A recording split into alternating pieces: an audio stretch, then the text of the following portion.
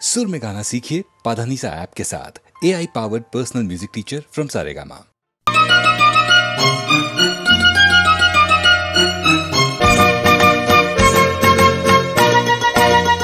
ओ फिर की वाली तू कल फिर आना, नहीं फिर जाना तू अपनी जुबान से, कि तेरे नैना है जरा बेईमान से। मत वाली ये दिल क्यों तोड़ा, ये तीर काहे छोड़ा नजर की कमान से, कि मर जाऊंगा मैं बस मुस्कान से।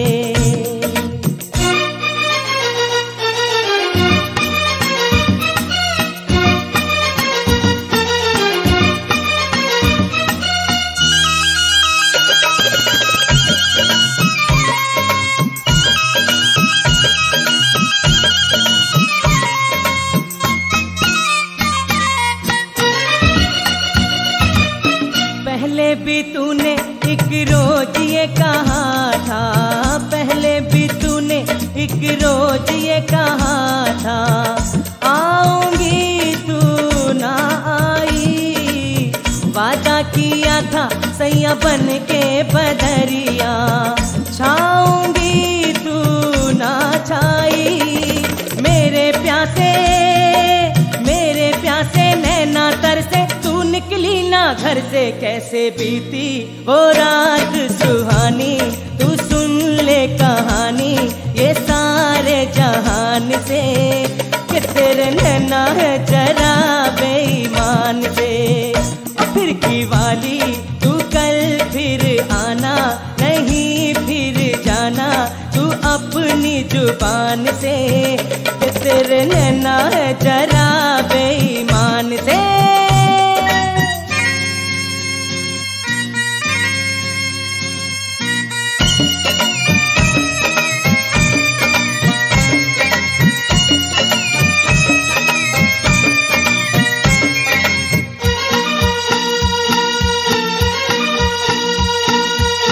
सोचा था मैंने किसी रोज गोरी हंस के, सोचा था मैंने किसी रोज गोरी हंस के, बोलेगी तू ना बोली मेरी मोहब्बत भरी बातें सुन सुन के, डोलेगी तू ना डोली। ओ सपनों में आने वाली, रुक जा जाने वाली, किया तूने मेरा दिल चोरी। ये पूछ ले गोरी जमी आसमान से, कि तेरे नैना है जरा बेईमान से। फिर की वाली तू कल फिर आना, नहीं फिर जाना तू अपनी जुबान से, कि तेरे नैना है जरा बेईमान से, कि तेरे नैना है जरा बेईमान से।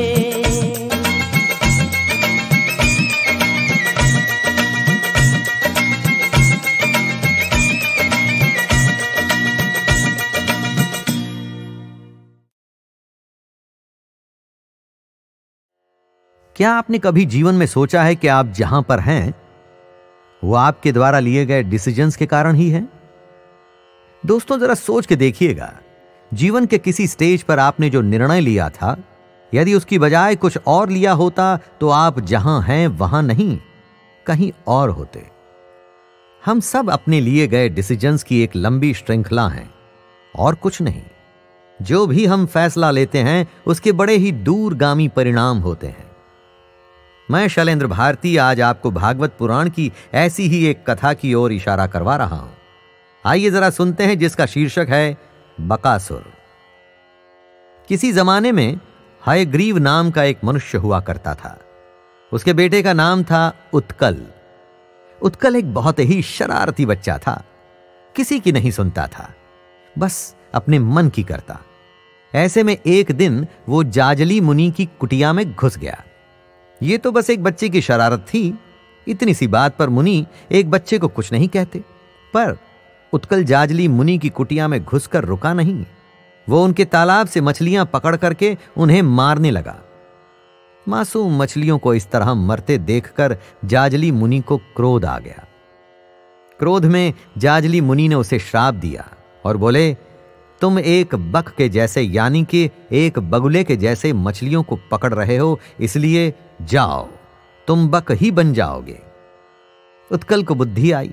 उसे समझ में आया कि वो भयंकर अपराध कर चुका है। उसने जाजली मुनि से गिड़गिड़ा के माफी मांगी और अपने को शाप मुक्त करने को कहा, पर अब तो देर हो चुकी थी। शाप व्यर्थ तो नहीं जा सकता था। पर जाजली मुनि को रोते हुए उत्कल पर तरस आ गया। उत्कल जो कर चुका था उसका परिणाम तो उसे भुगतना ही था। जाजली मुनि ने उत्कल को बताया कि बक तो वो बनेगा ही, पर ऐसा होना उसके लिए कल्याणकारी होगा, क्योंकि एक दिन स्वयं श्री कृष्ण ही उसका उद्धार करेंगे और उसे जन्म मृत्यु के बंधन से मुक्त कर देंगे। एक पल में ही, जी हां दोस्तों, एक पल में ही श्राप वरदान बन चुका था। पर इस वरदान को होने में बहुत समय लगना था। बहुत लंबा समय बीता। एक दिन श्री कृष्ण और उनके थके हारे बाल ग्वाल अपने पशुओं को एक तालाब में जल पिला रहे थे। तभी दूर से उन्होंने एक बक को देखा। यह कोई साधारण बक नहीं था, देखने में बहुत ही विशाल, ऐसा जैसे कि किसी बहुत बड़े पहाड़ को काट करके उसे बनाया गया हो। ग्वालों ने उस बक को देखा। वो बक भी उन्हीं को देख रहा था। उसे देखकर सब डर गए, और डरना सही भी था, क्योंकि वो कोई साधारण बक नहीं, बहुत ही बड़ा असुर बकासुर था, जो श्री कृष्ण को मारने के इरादे से आया था। हुआ यह था कि कंस ने कृष्ण को मारने के लिए एक के बाद एक राक्षस भेजे थे, और वो सब के सब मारे गए। इस कारण से कंस डरने लगा था। उसने अपने सभी मित्रों से सहायता की गुहार लगाई। तब बकासुर उसके पास आया और बोला कि वो कृष्ण को मार देगा। बकासुर की शक्ति के बारे में सब जानते थे और उससे डरते भी थे। कहते हैं कि बकासुर की चोंच इतनी तीखी थी कि सख्त से सख्त वस्तु को भी भेद सकती थी, और उसमें हजारों हाथियों का बल था। बकासुर बहुत देर से कृष्ण पर आघात करने की प्रतीक्षा में था। जैसे ही वो हमला करने वाला था तो उसे ग्वालों ने देख लिया।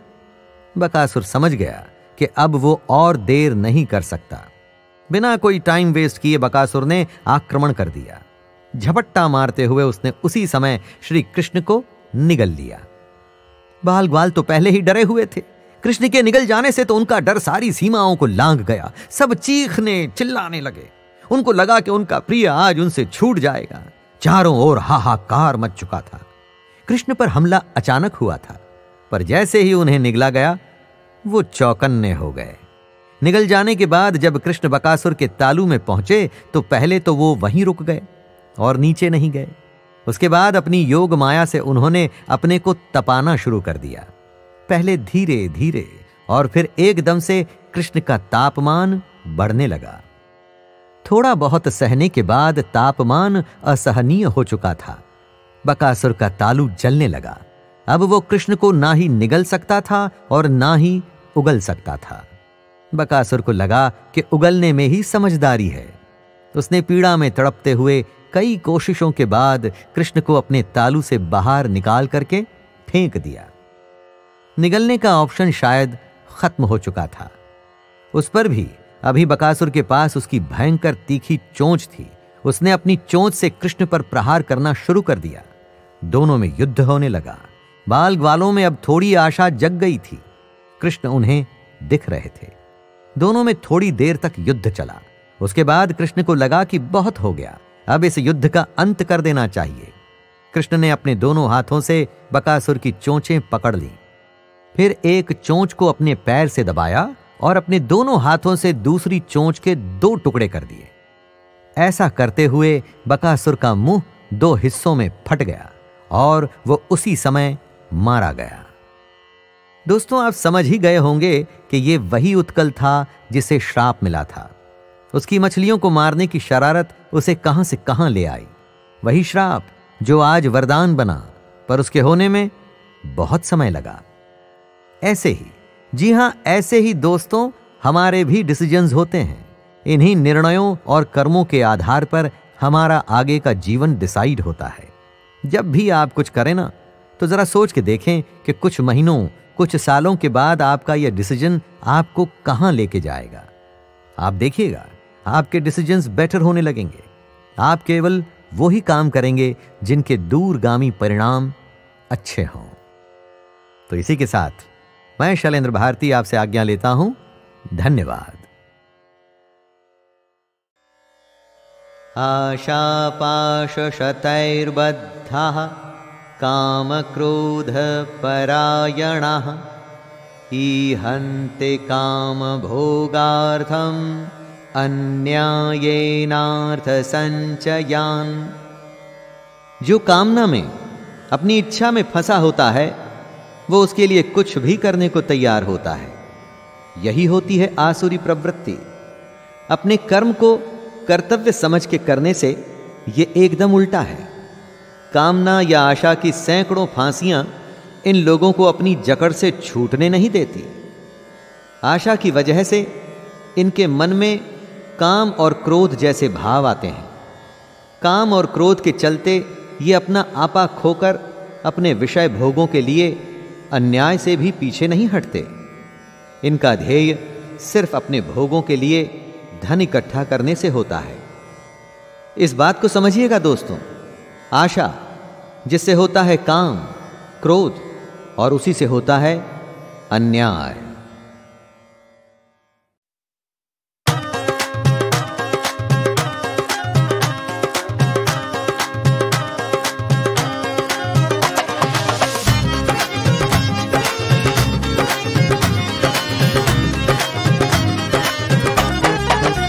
चांद घर आया है कि भटका, वो बड़ा थोड़ा थोड़ा लटका, जोर का लगा है ऐसा झटका, मामला बड़ा है बेजा सटका।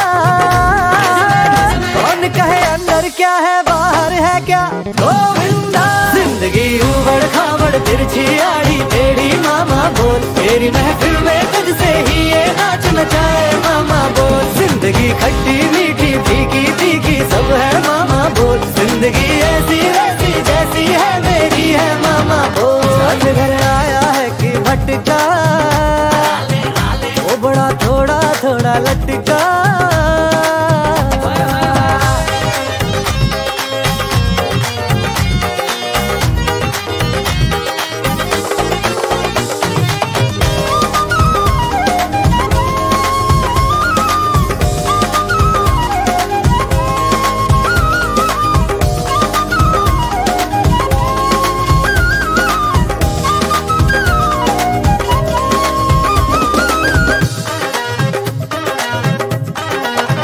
सामने तो सब है लेकिन हाथ में कुछ भी नहीं है।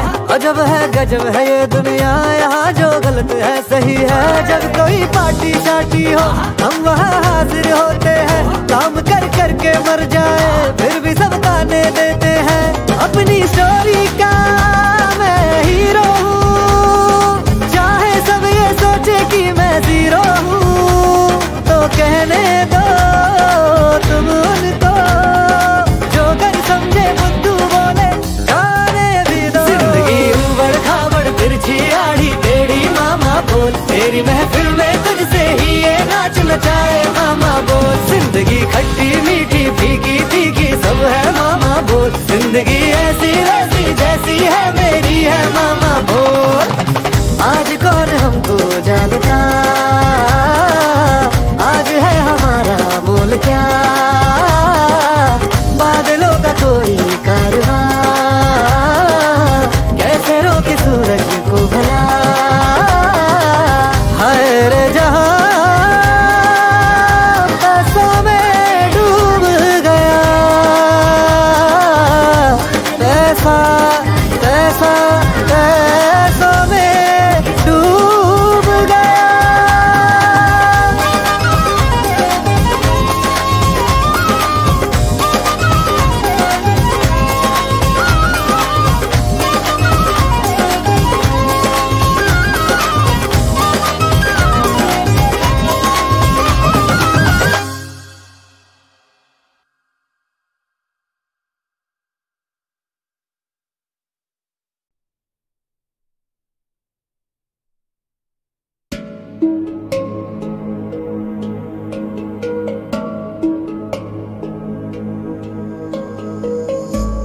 यशोमती नंदन ब्रजवर नागर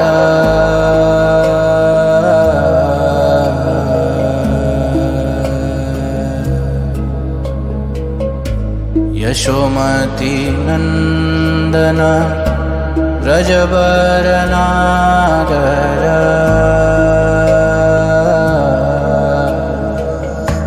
गोकुल रंजन काना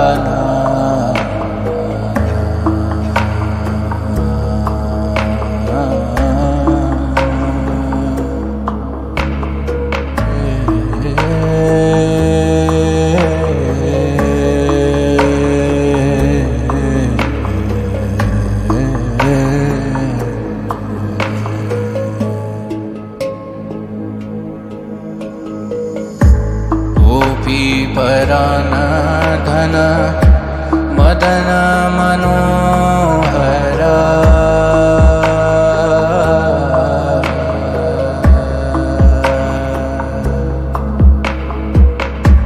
कालिया दमन विधान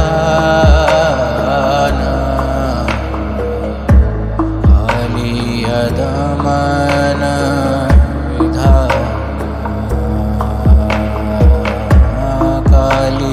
दमन विधान अमल हरिना अमिया विलास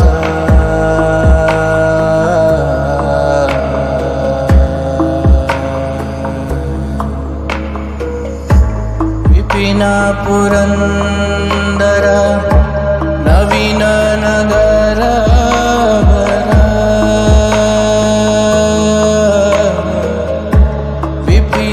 पुरंदर नवीन नगर वर वंशी वदन सुहास वंशी वदन सुहास ब्रज जन पालन सुरकुल नाशना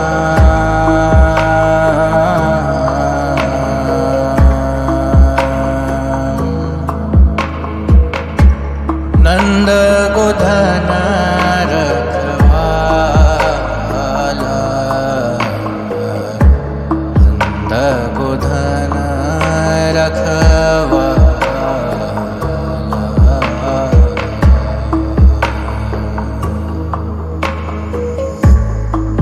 गोविंद माधव नवनीत तस्कर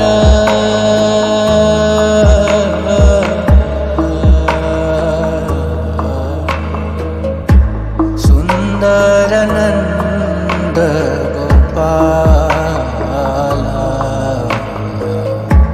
सुंदर नंद गोपाल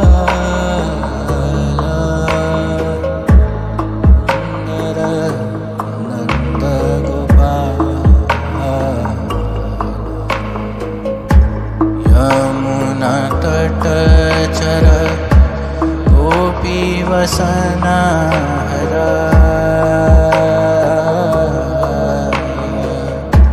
यमुना तट चर गोपी वसन हर रास रसिक कृपा मोया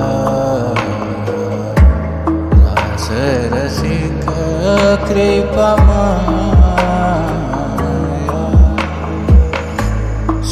राधा वल्लभ वृंदावन नटवर श्री राधा वल्लभ वृंदावन नटवर भक्ति विनोदाश्रय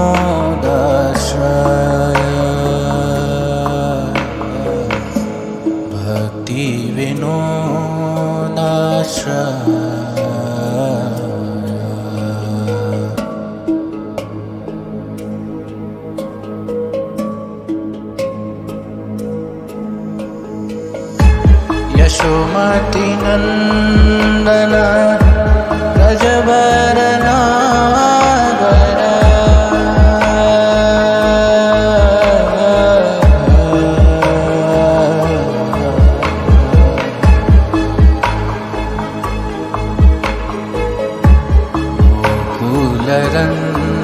जनका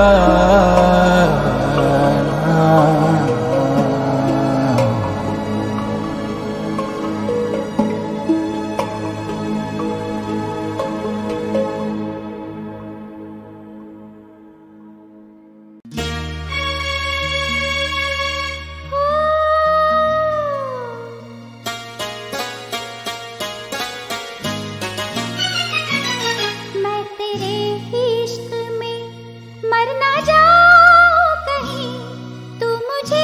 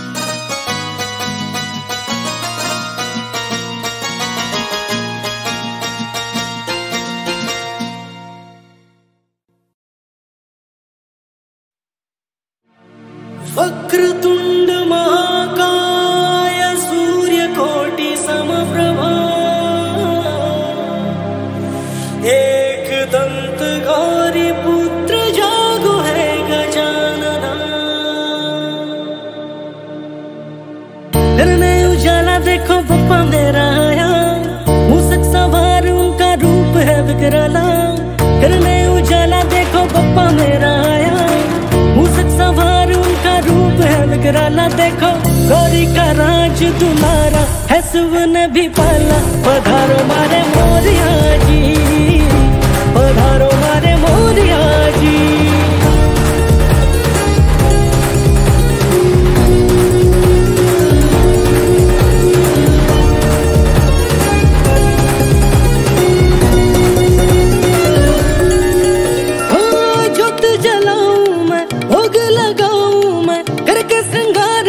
बप्पा को सजाऊं मैं, जोत जलाऊं मैं, भोग लगाऊं मैं, करके श्रृंगार अपने बप्पा को सजाऊं मैं। कर ले उद्धार देखो बप्पा मेरा आया, लंबोदर नाम उसका एक दंत वाला, देखो गौरी का राज दुलारा है शिव ने भी पाला। पधारो मारे मोरिया जी, पधारो मारे मोरिया जी।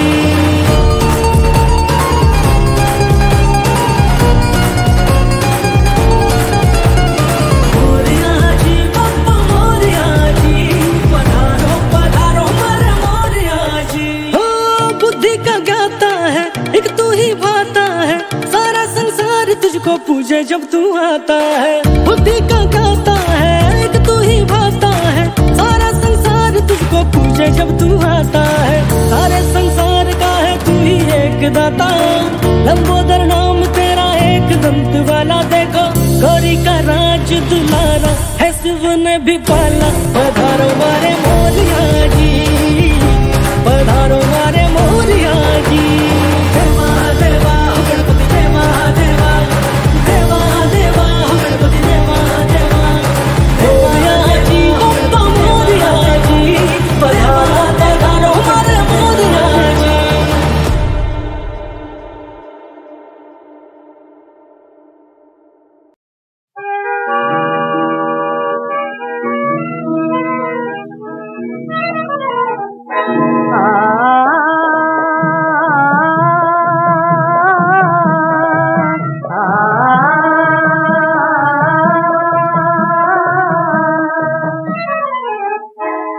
पियो पियो ये एम्बेसी सिगरेट, पियो पियो पियो ये एम्बेसी सिगरेट, पीते हैं ये सिगरेट गरीब और अप टू डेट, पीते हैं ये सिगरेट गरीब और अप टू डेट। तुम भी पियो सरकार, तुम भी पियो सरकार, तुम भी पियो सरकार, तुम भी पियो सरकार। पियो पियो पियो ये एम्बेसी सिगरेट, पियो पियो पियो ये एम्बेसी सिगरेट।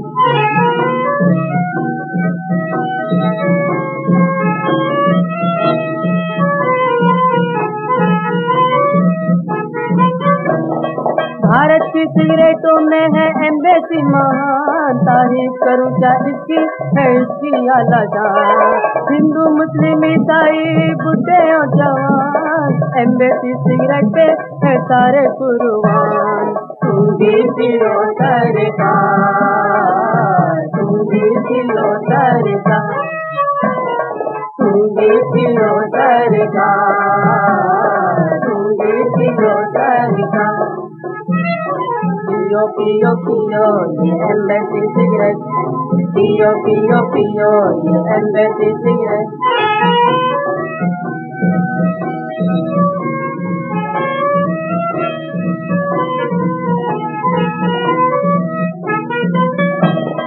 एम्बेसी सिगरेट है बहुत मशहूर, पैकेट है लाल इसका न भूलो ये हुजूर, इसके धुएं की खुशबू करती है मकबूल, पीने में देती है ये हल्का हल्का सुरूर।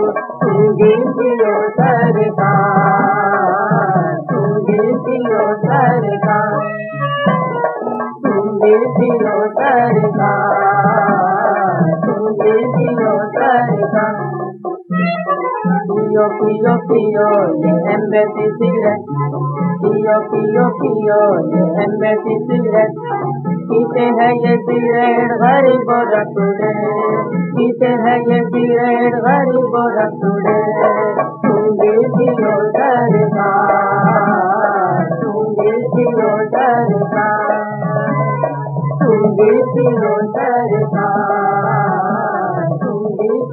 सरकार, सुंदे पियो सरकार, सुंदे पियो सरकार।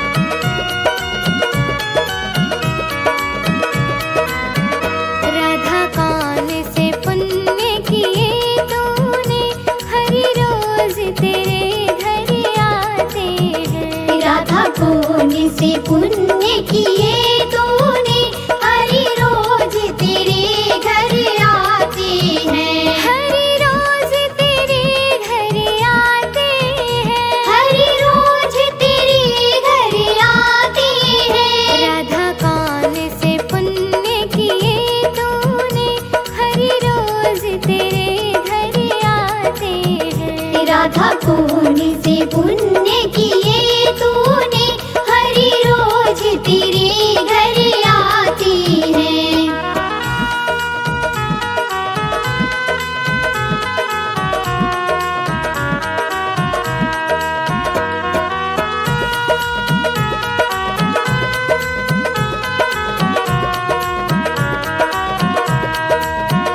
राधा जब सोलह श्रृंगार करे, राधा जब सोलह श्रृंगार करे, राधा जब सोलह श्रृंगार करे, राधा जब सोलह श्रृंगार करे। हरि दर्पण आप दिखाते हैं, हरि दर्पण आप दिखाते हैं। राधा कौन से पुण्य किए तूने, हरि रोज तेरे घर आते हैं। राधा कौन से पुण्य किए तूने, हरि रोज तेरे घर आते हैं।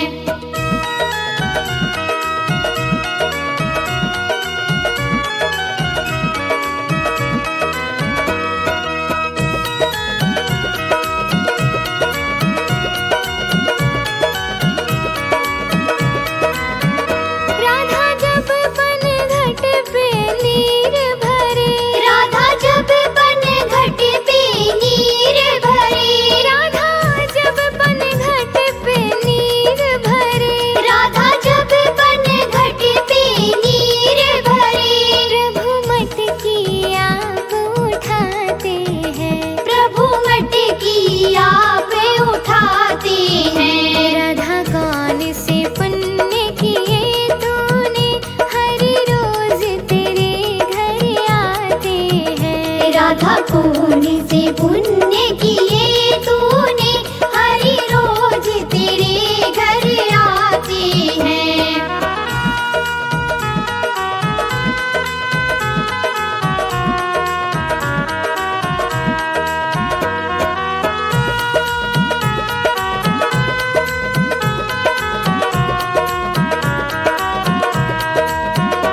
राधा जब भोग तैयार करे, राधा जब भोग तैयार करे, राधा जब भोग तैयार करे, राधा जब भोग तैयार करे।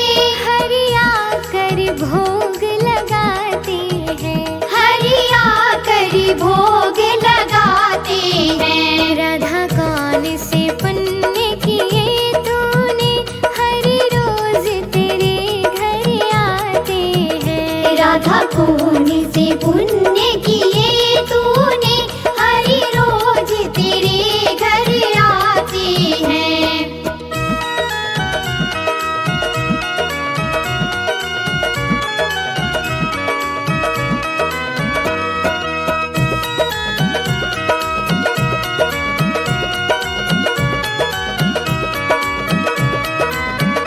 राधा जब कुंजन में जावे,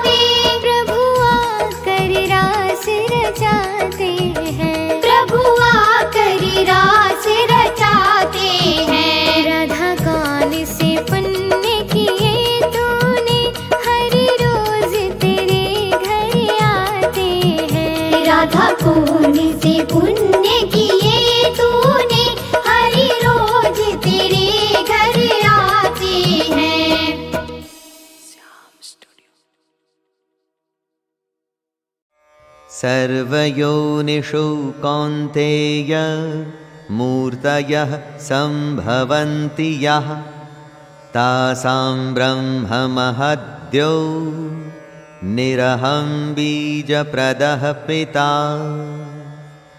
कृष्ण कह रहे हैं कि जो भी प्राणी होता है, चाहे भालू हो या शेर, या फिर एक्सटिंक्ट हो चुके डायनासोर हो, या हम और आप, जो भी शरीर धारण करने वाले प्राणी हैं, उनको धारण करने वाली जड़ प्रकृति ही माता है, और कृष्ण ब्रह्म यानी कि आत्मा रूपी बीज को स्थापित करने वाला पिता।